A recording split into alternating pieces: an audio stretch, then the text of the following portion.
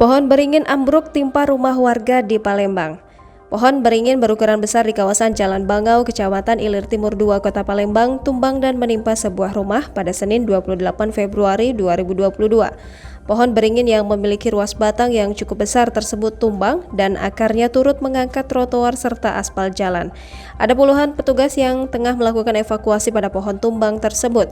Selain itu, nampak pula ada 5 unit mobil, 2 unit mobil untuk petugas memotong batang pohon, sedangkan 3 mobil lainnya mengangkut bagian-bagian dari batang pohon yang tumbang. Sementara itu, rumah yang tertimpa pohon mengalami kerusakan parah pada bagian gentengnya.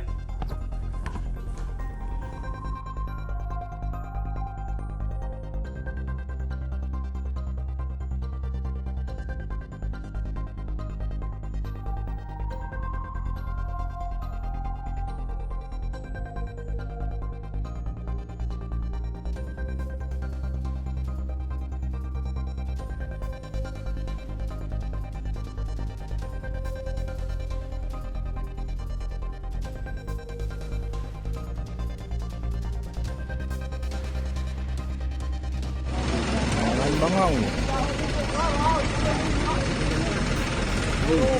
Pohon.